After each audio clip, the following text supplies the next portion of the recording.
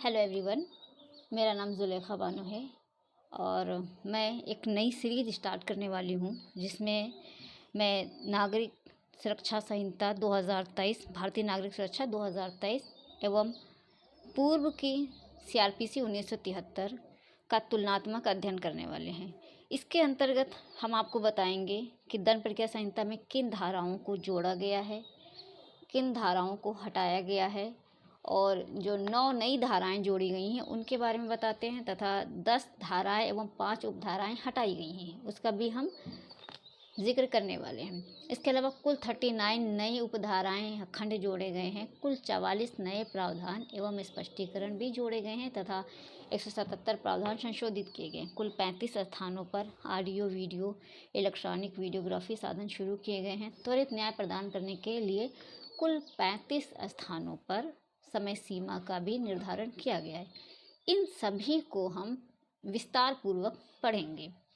जैसा कि आपको हमारी स्लाइड पे दिख रहा होगा कि मैंने एक तरफ भारतीय नागरिक सुरक्षा संहिता 2023, इसके अलावा दूसरी तरफ दंड प्रक्रिया संहिता 1973, यहाँ थोड़ा सा मिस प्रिंट है, इसमें 1873 हो गया, इसे सही कर लेंगे, 1973, इन दोनों को स्लाइड मैंने उठाई हुई है। इस तरह से आप अच्छे से समझेंगे कि सीआरपीसी में क्या प्रोविज़न थे और क्या बीएनएसएस में प्रोविज़न उन्हीं को रखा गया है या उन्हें चेंज करके दूसरा रखा गया है, तो क्या रखा गया है, इन सभी को हम बहुत अच्छे से समझेंगे।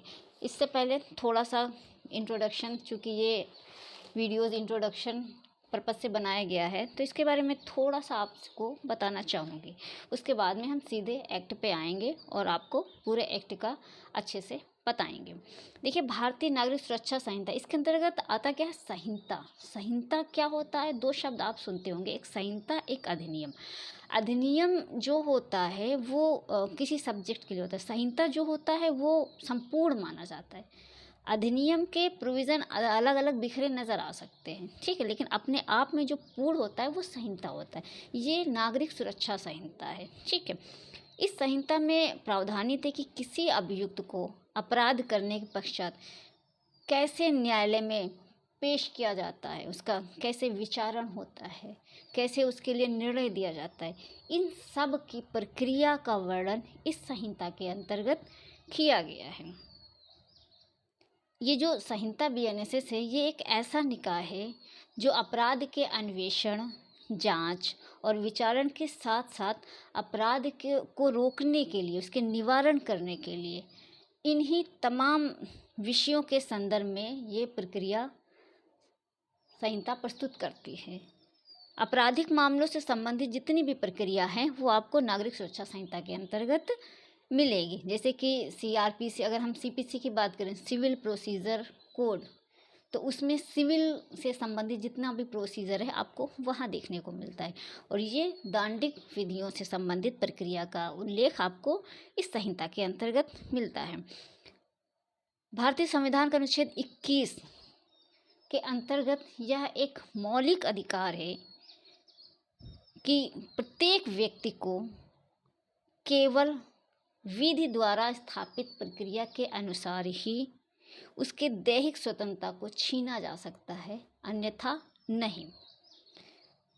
कहने का मतलब ये है कि प्रत्येक व्यक्ति को जीने का अधिकार है। कोई भी व्यक्ति किसी अन्य व्यक्ति की जीवन नहीं ले सकता है। अगर ऐसी परिस्थितियां आती हैं तो वो विधि द्वारा स्थापित प्रक्रिया, यानी कि अगर उसे किसी विधि के तहत दंडित किया गया है तभी उसे मृत्युदंड दिया जाएगा, अदरवाइज नहीं, क्योंकि जीने का अधिकार फंडामेंटल राइट है आर्टिकल 21 के तहत। एक केस है, इकबाल इस्माइल सोडावाल बना महाराष्ट्र राज्य का, 1974 का ये केस है जिसमें सुप्रीम कोर्ट ने दंड प्रक्रिया संहिता, या अब बीएनएसएस कह सकते हैं, इसको विधि के शासन एवं तरंग के सनक के शासन के बीच बहुत ही बड़े अंतर को वर्ण विन्यास करते हैं। इसके द्वारा विधि का शासन स्थापित किया जाता है, वर्ण विन्यास करती है, इसके द्वारा विधि का शासन स्थापित किया जाता है। यदि इस संहिता का दुरुपयोग किया जाता है तो हाई कोर्ट उच्च न्यायालय को ऐसे दुरुपयोग को अपने अंतर्निहित शक्ति का प्रयोग करते हुए उसे रोका जा सकता है। ये इसमें बताया गया है। आगे हम देखते हैं तो परिसंघात्मक व्यवस्था में मुख्य लक्षण होता है कि संघ और राज्य के बीच शक्तियों का विभाजन होता रहे। यह विशेषता संघवाद के क्रोड या कुंजी कही जाती है।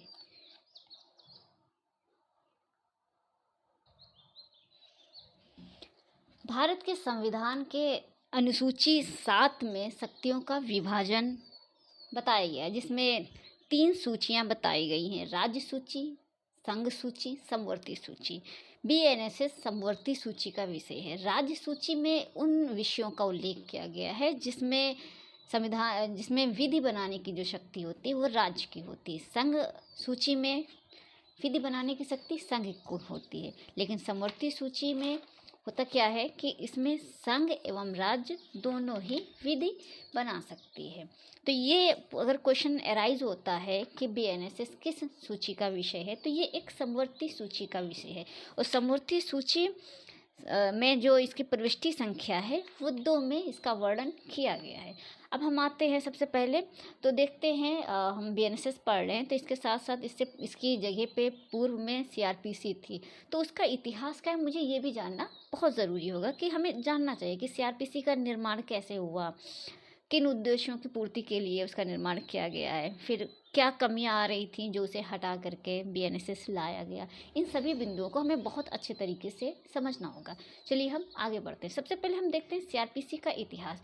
तो प्राचीन काल में आपराधिक न्याय प्रशासन के बारे में जो प्रक्रिया थी वो धर्म ग्रंथों के अनुसार संचालित की जाती थी। मध्यकाल में मुस्लिम विधि द्वारा शासित होते थे, हिंदू विधि के द्वारा शासित होते थे।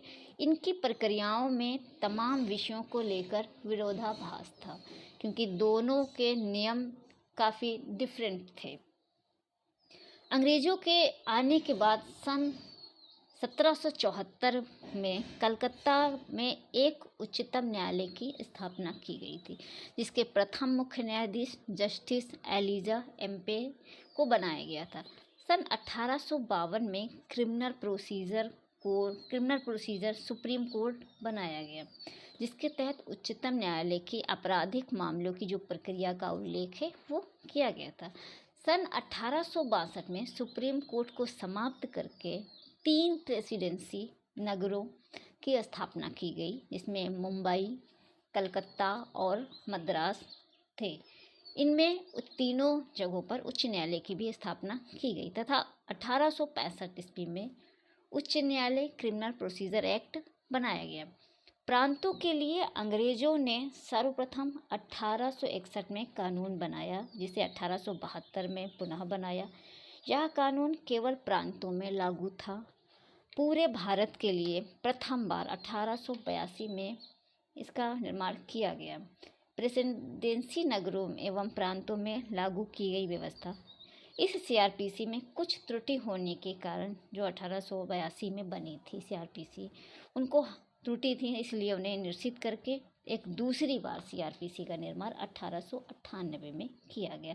यानी कि जो पहला हमारा प्रोसीजर, देखिए हम बहुत ही आपको डिटेल में बता रहे हैं इसका इतिहास, कि सबसे पहले जो प्रोसीजर बना, क्रिमिनल प्रोसीजर जो बना था वो 1882 में बना था सर्वप्रथम। उसके बाद में कुछ चीज़ें थी इम्प्लीमेंट नहीं हो पा रहा था, तो उसे हटाते हुए सन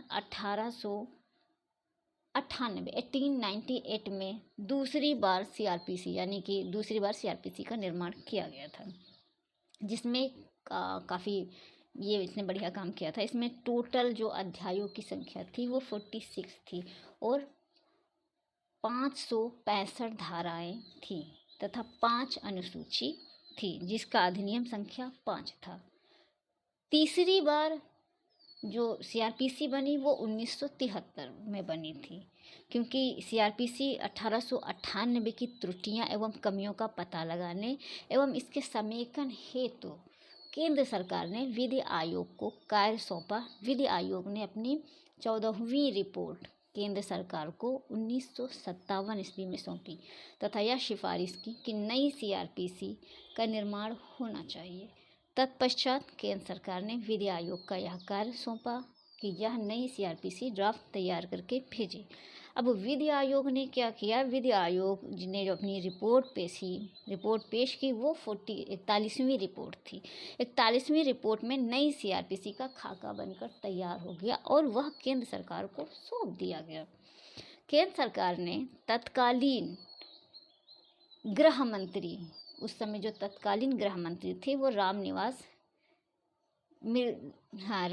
जी ने एक विधेयक राज्यसभा में पेश किया। तत्पश्चात इसे लोकसभा में भेजा गया, लेकिन इस बीच लोकसभा का विघटन हो गया। उसके बाद नई लोकसभा के बनने के बाद इसके अध्यक्ष एक सही से विधेयक को संसद की प्रवर समिति को भेज दिया। इस समिति के अध्यक्ष अकबर अली थे। समिति की रिपोर्ट के बाद लोकसभा तथा राज्यसभा ने इस विधेयक को पास कर दिया। तत्पश्चात भारत के राष्ट्रपति ने अनुच्छेद 111, राष्ट्रपति सहमति किस अनुच्छेद में देते हैं, क्वेश्चन राइज होता है, तो अनुच्छेद 111 के तहत 25 जनवरी 1974 को अपनी अनुमति दे दी। इसे निर्माण की तिथि कहा जाता है। तत्पश्चात इसे 1 अप्रैल 1974 को इसे भारत में लागू किया गया। संहिता में अब जो सीआरपीसी बन के तैयार हो गई। सबसे पहले हमने सीआरपीसी देखी, तो सबसे पहले सीआरपीसी 1882 में बनी, लेकिन उसमें कुछ कमियां आ रही थी। उसको दूर करने के लिए 1898 में दोबारा बनाया गया, जिसमें 46 अध्याय थे और 565 धाराएं थी, 5 अनुसूचियाँ बताई गई थी। ये पूरा बन के तैयार हुआ। फिर इसमें भी कुछ खामियां निकल के आने लगी, जिसे निरसित करते हुए 25 जनवरी 1974 को राष्ट्रपति जी की अनुमति के साथ साथ इस अधिनियम को लागू किया गया, जिसे सीआरपीसी या दंड प्रक्रिया संहिता 1973 कहा गया। और यह 1 अप्रैल 1974 को भारत में लागू करने की दिनांक घोषित की गई और उसी दिन से ये लागू माना गया। संहिता में जो सीआरपीसी 1973 थी उसमें टोटल 37 चैप्टर थे और 484 धाराएं तथा कुल 2 अनुसूचियाँ थी। ये तो हमने सीआरपीसी का इतिहास देख लिया। अब तो सीआरपीसी तो है नहीं, हमें तो भाई जानना तो ज़रूरी था ना कि सीआरपीसी से पहले कौन कौन सी आई। तो सीआरपीसी पहले 1882 आई, फिर उसे निश्चित करके 1898 वाली सीआरपीसी आई, फिर उसे हटाते हुए फिर 1973 वाली सीआरपीसी आई। अब इसे भी हटा दिया गया है। अब जो नया आया है, नई संहिता आई है, उसका नाम है भारतीय नागरिक सुरक्षा संहिता सन 2023। इसका हम देखते हैं इतिहास। बहुत ही इत्मीनान से और धैर्य से आप सिर्फ सुनते जाइए, आपको सारी चीज़ें क्लियर होती जाएंगी। अगर आप नए हैं तो आपको थोड़ा सा धैर्य रखना पड़ेगा। इस वीडियो को 1 से 2 बार, 2 से 3 बार सुनिएगा। चीज़ें अच्छे से, जो पॉइंट आपको इम्पोर्टेंट लगे वो आप नोट डाउन भी करते जाइएगा। साथ ही साथ आपके एक अच्छा सा नोट्स तैयार हो जाएगा और बहुत जो आपको आगे काफ़ी बेनिफिट करेगा। इसके अलावा हम देखते हैं, तो अब हम आते हैं बीएनएसएस की निर्माण की प्रक्रिया, उस पर चलते हैं।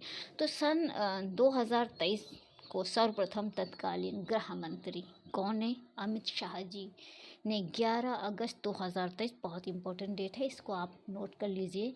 11 अगस्त 2023 को लोकसभा में उन्होंने एक विधेयक पेश किया। ये आगामी परीक्षाओं में बहुत ही इम्पोर्टेंट क्वेश्चन बनने वाला है कि सबसे पहले तो क्वेश्चन ये बनेगा कि बीएनएसएस को किस ने पेश किया था, तो गृह मंत्री अमित शाह जी ने। डेट पूछी जाएगी तो अच्छे से याद कर लीजिए, 11 अगस्त 2023 को लोकसभा में पेश किया गया था।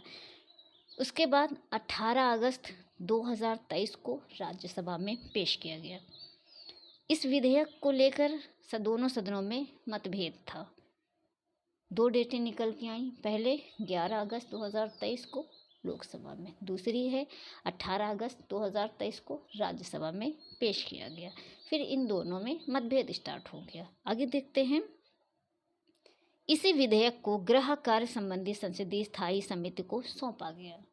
इस समिति ने अपनी रिपोर्ट 10 नवंबर 2023, 3 डेटें आ चुकी हैं, 11 अगस्त 2023 को लोकसभा में, 18 अगस्त 2023 को राज्यसभा में। उसके बाद में जो समिति को भेजा गया था, समिति ने अपनी रिपोर्ट 10 नवंबर 2023 को दिया। इस समिति की सिफारिश पर 12 दिसंबर 2023 को इस विधेयक को वापस ले लिया गया। अब देखिए, 11 अगस्त को लोकसभा में, 18 अगस्त को राज्यसभा में। उसके बाद में यहाँ से होने के बाद फिर इस समिति को एक संसदीय समिति को भेजा गया, जिसमें अपनी रिपोर्ट 10 नवंबर 2023 को सौंपा, लेकिन इसे वापस कर दिया। वापस की दिनांक क्या थी? 12 दिसंबर 2023 को वापस कर दिया गया। इसी तारीख को एक नया विधेयक प्रस्तुत हो गया। ध्यान दीजिएगा, 12 नवंबर को इसे वापस लिया गया और इसी दिन ही नया विधेयक प्रस्तुत कर दिया गया, जिसका नाम भारतीय नागरिक सुरक्षा संहिता द्वितीय रखा गया। और इसकी अधिनियम विधेयक संख्या ध्यान दीजिएगा, विधेयक संख्या 122 इसे पेश किया गया, जो 20 दिसंबर 2023 को इसे लोकसभा ने पास कर दिया। बहुत इम्पोर्टेंट डेट है, जितनी जल्दी अभी का अभी तत्काल रूप से याद कर लीजिए।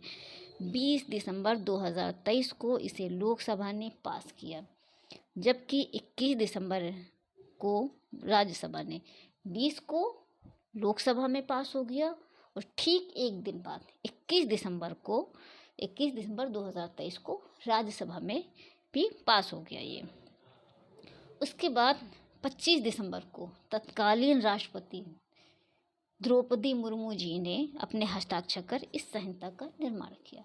तो हमारे लिए जो अभी बहुत ज़्यादा इम्पोर्टेंट डेट्स हैं जो आपको आनी ही चाहिए, वो 3 डेटें ये वाली भी निकल के आई हैं, 20, 21, 25।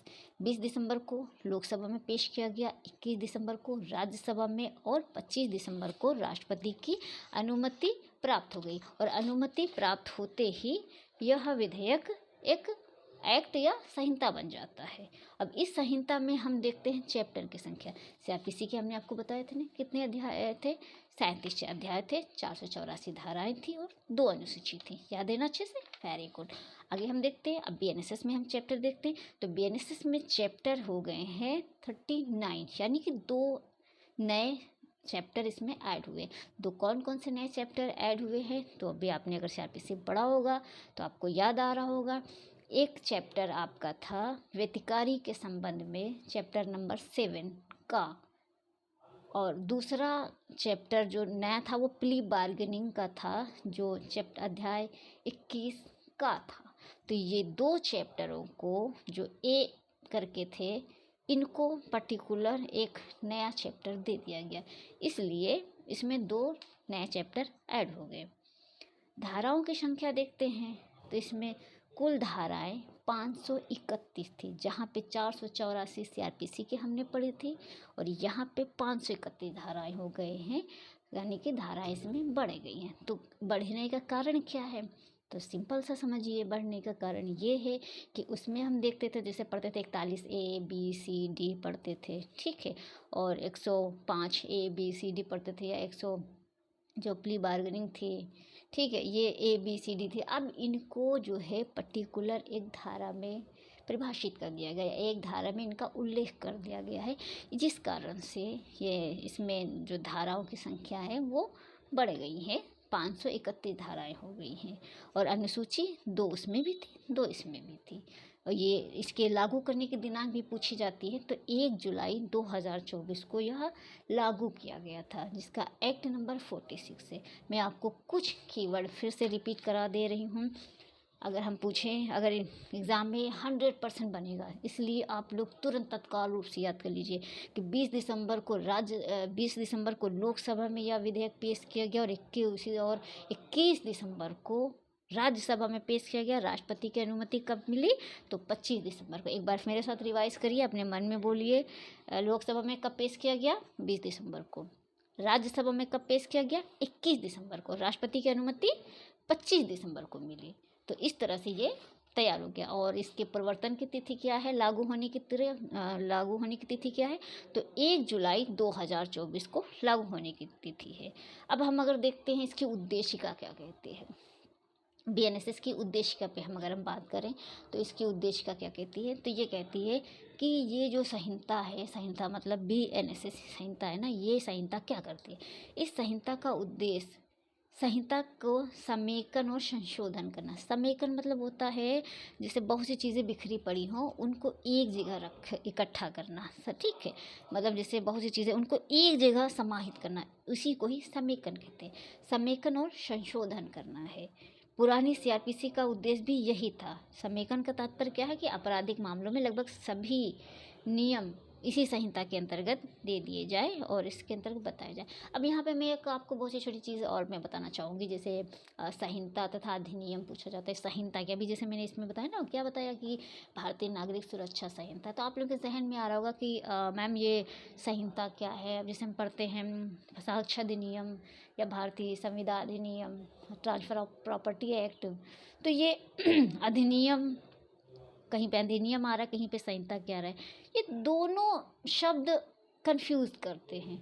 तो ये जो क्वेश्चन है ये इंटरव्यू में कई बार पूछा गया है और आगामी इंटरव्यू में भी पूछे जाने की प्रबल संभावना है, तो हमें इसका अंतर पता होना चाहिए। अगर हम प्रैक्टिस भी करते हैं तो कभी कभी हमारे सीनियर्स जो होते हैं हमारी खिंचाई करने के लिए, जजेस जो होते हैं वो हमारा नॉलेज चेक करने के लिए पूछते हैं, चलिए बताइए अधिनियम किसे कहते हैं, संहिता में क्या अंतर है, तो ये आपको जानना चाहिए। हम बताते हैं, देखिए सामान्यतः दोनों में मूल अंतर नहीं है, ठीक है, वो भी किसी कोई विधि का ही उल्लेख होता है संहिता में भी और अधिनियम में भी होता है, लेकिन दोनों में अंतर क्या होता है। फिर अगर एक ही है तो अलग शब्द क्यों है, ये भी तो क्वेश्चन राइज होता है, बिल्कुल है, लेकिन इसमें अंतर भी है। अंतर क्या है वो बहुत बारीक सा है, समझिए। संहिता जो होती है वो पूर्ण होती है, यानी कि संहिता जो होती है वो पूर्ण होती है, एग्जस्टिव होती है, और एक्ट जो होता है वो नॉन एग्जस्टिव होता है, यानी कि पूर्ण नहीं होता है। एक अधिनियम की बातें अन्य जगह भी बिखरी हुई आपको मिलेंगी, लेकिन जो संहिता होता है वो क्या करता है, वो सबको अपने अंदर समाहित करके चलता है। तो ये संहिता और अधिनियम में कुछ था डिफरेंट, मैंने आपको बता दिया। इसके साथ ही मैं आपको थोड़ा सा, जैसे कि मैंने स्टार्टिंग में बताया था कि नई धाराएं जोड़ेंगी, मैं आपको बताना चाहूँगी कि अब हम देखते हैं जैसे कि सबसे पहले हम उनको जानेंगे जिनको हटाया गया, जो पहले सीआरपीसी में थे लेकिन बीएनएसएस में उनको जगह नहीं दी गई है, ठीक है, तो उनके बारे में हम जानते हैं। देखिए उसमें क्या है, जैसे भारत की परिभाषा दी गई थी, ठीक, तो भारत में था कि जम्मू कश्मीर राज्य, चूँकि 370 के बाद अब हमारे यहाँ जो है जम्मू कश्मीर भी हमारे भारत का हिस्सा हो गया है, ठीक है, तो अब भारत की विशेष परिभाषा देना उचित भी नहीं था, इसलिए उसे हटा दिया गया। फिर अब आता है, इसमें महानगर क्षेत्र का उल्लेख किया गया था, ठीक है, महानगर की परिभाषा दी गई थी, उसके लिए पर्टिकुलर सेक्शन भी बताया गया था। अब महानगर का प्रोविज़न जो भी था उसे भी हटा दिया गया, उसको अब जगह नहीं दी गई।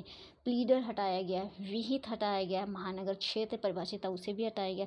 सहायक सेशन न्यायाधीशों का अधीनस्थ होने के लिए एक सेक्शन डिसाइड किया गया था, लेकिन अब जो नए में हम देखेंगे वहाँ पे इसको जगह नहीं दी गई है, उसी में लिख दिया गया। फिर महानगर मजिस्ट्रेट हमने बताया कि महानगर मजिस्ट्रेट, महानगर क्षेत्र, महानगर न्यायालय, ये इन सभी को हटा दिया गया है। इसमें महानगर न्यायालय हो गया, महानगर मजिस्ट्रेट हो गया, विशेष महानगर मजिस्ट्रेट और महानगर मजिस्ट्रेटों के अधीनस्थ, इन सभी को हटाया गया है। यानी कि 2 भारत हटा दिया गया, 2 में महानगर क्षेत्र परिभाषित था उसे हटा दिया गया, 2 में प्लीडर को परिभाषित किया गया उसे भी हटा दिया गया, और 2 में विहित की परिभाषा दी थी उसे भी हटा दिया गया। धारा 8 में महानगर क्षेत्र के बारे में बताया था उसे भी हटा दिया गया, और धारा 10 में सहायक सेशन न्यायाधीश का अधीनस्थ होना बताया गया था उसे भी हटा दिया गया है। धारा 16 में महानगर मजिस्ट्रेटों के न्यायालय बताए गए थे उसे भी हटाया गया, और 17 में महानगर मजिस्ट्रेट और अपर मुख्य महानगर मजिस्ट्रेट बताए गए थे, हटा दिया गया। 18 में विशेष महानगर मजिस्ट्रेट थे, 19 में महानगर मजिस्ट्रेटों का अधीनस्थ होना बताया गया था, 27 में किशोरों के मामले में अधिकारिता बताई गई थी, इसको भी हटा दिया गया क्योंकि इसका वर्तमान में कोई यूजेस था नहीं, क्योंकि इसकी जगह जे एक्ट बना था जो अपने बहुत बेहतरीन तरीके से अपना काम कर रहा है, उसमें सारे प्रोविज़न थे, तो अब इसके लिए इसमें कोई विशेष मतलब इसका था भी नहीं रखने के लिए। और 144 का आयुध सहित जुलूस या सामूहिक कवायद या सामूहिक प्रशिक्षण के प्रतिषेध की शक्ति बताई गई थी, इसे भी अब इसमें जगह नहीं दी गई है। 153 बाटों और मापों का निरीक्षण और 355 महानगर मजिस्ट्रेट के निर्णय जो थे, अब ये समझ लीजिए महानगर में से क्षेत्र हो, जुरिडिक्शन हो, उनका निर्णय हो, कुछ भी हो, सब हटा दिया गया है। फिर आता है 404 धारा थी, वहाँ पे महानगर मजिस्ट्रेट के विनिश्चय के आधारों का कथन पर उच्च न्यायालय का विचार किया जाना, ये भी हटा दिया गया है। तो इस तरह से हमने जिनको अब नई बीएनएसएस में जगह नहीं दी गई उनको हमने देख लिया। अब हम देखते हैं जो नई धाराएं जोड़ी गई हैं कौन कौन सी हैं। भाई जानना तो ज़रूरी है ना, जैसे कि हमने अभी इसमें ही आपको स्लाइड में ही बताया कि 9 नई धाराएं जोड़ी गई हैं, 10 धाराएं और 5 उपधाराओं को हटाया गया है। ये तो मैंने आपको बताया, वो भी तो जानना चाहिए वो कौन कौन से प्रोविजंस हैं जो हटाए गए हैं। तो वो हैं, सबसे पहले देखते हैं परिभाषा क्लॉजेज में। तो परिभाषा में 21A, इसमें श्रव्य दृश्य इलेक्ट्रॉनिक बताया गया ए में, और बी में बेल की डिफिनेशन दी गई है।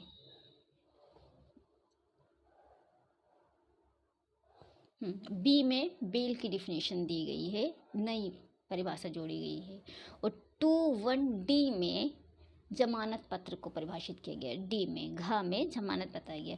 और 21E में बॉन्ड बताया गया, बंध पत्र को परिभाषित किया गया है। और 21 झा में इलेक्ट्रॉनिक संसूचना हो गया। फिर 35 धारा 35 क्लास 7 जो कि बिना वारंट की गिरफ्तारी के संबंध में है, उसमें क्लास 7 नया जोड़ा गया है। क्लास 7 कहता है कि पुलिस वारंट के बिना कब गिरफ्तार कर सकेगी, इसके बारे में क्लास 7 बताता है, तो वो नया ऐड हुआ है। और 86 धारा जो है भी नहीं है, जो कहती है उद्घोषित व्यक्ति की संपत्ति की पहचान और कुर्की। जो उद्घोषणा होती थी कि संपत्ति की जो कुर्की के आदेश होता था, उसमें एक नया प्रोविज़न जोड़ा गया है कि जो उद्घोषित व्यक्ति है, जिसे उद्घोषित घोषित किया गया है, उसकी संपत्ति की पहचान की जाएगी और फिर कुर्की की जाएगी। ये नया जोड़ा गया है जो धारा 86 में आता है। फिर आता है धारा 105 में श्रव्य दृश्य इलेक्ट्रॉनिक साधनों के माध्यम से तलाशी अभिग्रहण का अभिलेख। तलाशी अब इलेक्ट्रॉनिक मोड से भी ली जा सकेगी, इसके लिए नया प्रोविज़न जोड़ा गया है, सेक्शन 105 में बताया गया है। 107 भी नया है, जो संपत्ति की कुर्की, जब्ती या वापसी के बारे में बताता है। धारा 172 व्यक्ति का पुलिस के युक्तियुक्त निर्देशों के अनुरूप बाध्य होना भी बताया गया है। धारा 336 कतिपय मामलों में लोक सेवकों, विशेषज्ञों, पुलिस अधिकारियों का साक्ष्य नया जोड़ा गया है। और धारा 356 बहुत इम्पोर्टेंट है, इसके लिए थोड़ा सा ये विवादित चल रहा है, कई रिट दाखिल की गई हैं, भी थोड़ा डिस्प्यूटेड चल रहा है, लेकिन ये भी बहुत इम्पोर्टेंट आगामी परीक्षाओं के लिए तो बहुत ही ज़्यादा इम्पोर्टेंट, चाहे प्री के उस पर देखें या मेंस के पर्पज़ से देखें या इंटरव्यू, तीनों ही स्टेजेस पे ये धारा बहुत ही महत्वपूर्ण होने वाली है, इसलिए बहुत अच्छे से आप लोग इसको समझ लीजिए। इसमें बताया गया उद्घोषित अपराधी की अनुपस्थिति में जांच, विचारण या निर्णय लिया जाना, ये बताया गया है। ठीक है, फिर आगे बढ़ते हैं तो अगला सेक्शन आता है 398 साक्षी संरक्षण स्कीम, नया जोड़ा गया है। फिर आता है ये भी बहुत महत्वपूर्ण और धारा है 472 472, इसमें मृत्यु दंडादेश मामलों में दया याचिका के बारे में, इसके बारे में कहाँ पढ़ते थे, तो हम संविधान में पढ़ते थे, आर्टिकल 72 में बताया गया क्षमादान की शक्ति राष्ट्रपति की थी, हमने उसमें पढ़ा है, उसमें पढ़ा होगा। और उसके राज्यपाल की क्षमादान की शक्ति है। इसके साथ ही अब सीआरपीसी में भी या बीएनएसएस में भी इसके लिए प्रोविज़न दे दिया गया है, धारा 472 बहुत इम्पोर्टेंट है। फिर आता है 530 में, धारा 530 में है इलेक्ट्रॉनिक पद्धति में विचारण और कार्रवाइयों का किया जाना।